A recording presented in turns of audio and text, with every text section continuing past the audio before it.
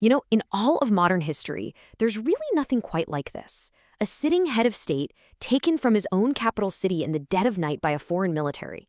So that's what we're going to unpack today. How Venezuelan President Nicolas Maduro went from the presidential palace to a U.S. prison.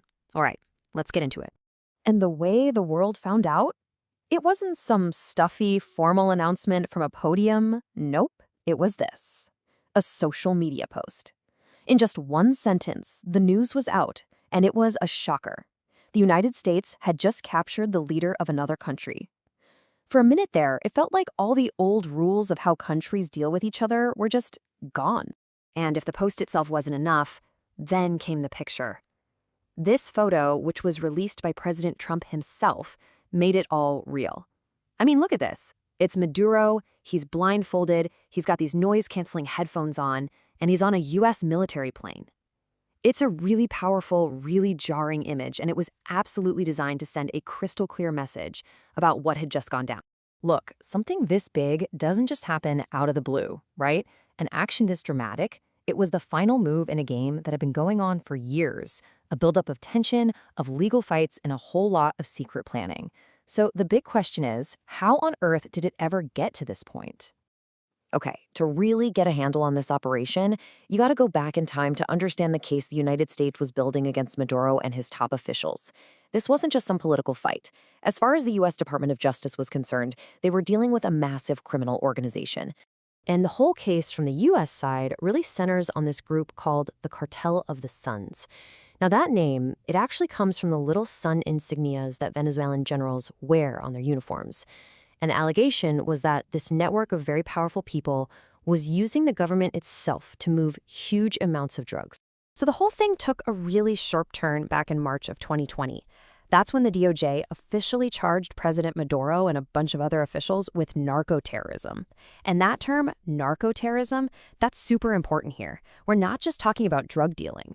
The accusation was way bigger. That they were using the drug trade to work with Colombian guerrilla groups to, and I'm quoting here, flood the United States with cocaine. And what's wild when you look at this is who they went after. We're not talking about some low-level guys. The U.S. targeted the absolute top of Venezuela's government, the president, the head of their constituent assembly, the minister of defense. And then they put a price on their heads, starting with a $15 million reward for any information on Maduro. And over the next few years, the pressure just kept ramping up. By August of 2025, that reward for Maduro had jumped up to, get this, $50 million. That's one of the biggest bounties ever offered for a head of state. Okay, so you have the legal charges, but that's a long way from sending in the military, right? So how did they connect those dots? Well, it happened through this slow, very deliberate military buildup that basically turned the entire Caribbean into a pressure cooker. Let's just walk through this timeline, because you can really see how things started heating up, step by step. It starts in August 2025. The U.S. military starts moving ships and troops into the area, while a CIA team is already on the ground tracking Maduro. Then in September, they start actually hitting ships. By November, a whole aircraft carrier shows up, and by December, it's a full-on naval blockade. So when Maduro turned down one last offer to just leave the country and go into exile, well, the stage was pretty much set for what came next. In all of that, it leads us right here, to the operation itself. Its codename was Absolute Resolve, and it was designed to be this incredibly fast, overwhelming strike. The goal? To take out the head of the Venezuelan government and get him out of the country in just 2.5 hours. So, just before midnight on January 2nd, President Trump gave the final go-ahead. And here's a detail that became a huge point of contention later. The administration didn't tell Congress, saying they were worried that a leak could put the whole mission and the troops in danger. With that one decision, it was on. And we're talking about a massive, massive assault. Over 150 aircraft from the Navy, the Air Force, the Marine Corps, they were all involved. We're talking advanced fighter jets, bombers, special ops helicopters. This wasn't some small raid. This was a full-blown military operation. So here's how it all went down, step by step. First, airstrikes hit Venezuelan air defenses to clear a path. Simple enough. Then, helicopters from the legendary 160th, the Night Stalkers, flew elite Delta Force soldiers right into Caracas. And this is interesting, an FBI team went in with them to make the formal arrest, which frames this whole thing as a law enforcement action. And finally, they grabbed Maduro and his wife and flew them out to a U.S. warship that was waiting offshore. And while the operation was incredibly fast, it definitely came at a cost. The first reports coming out of Venezuela said that over 80 people were killed, and that included both soldiers and civilians. On the U.S. side, they reported just 2 soldiers injured, and thankfully, neither injury was life-threatening. So Maduro's in U.S. custody. Now what? The whole world was kind of holding its breath. And what followed was a period of total confusion, a lot of contradictory statements, and a world that was deeply, deeply divided on what had just happened. So did the government in Venezuela just crumble? Not at all.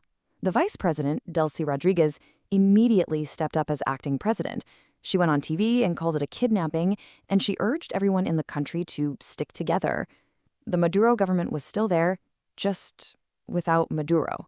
And back in the U.S., things were, well, they were confusing. You had totally different messages coming from the top. President Trump said that the U.S. was going to run the country for a while.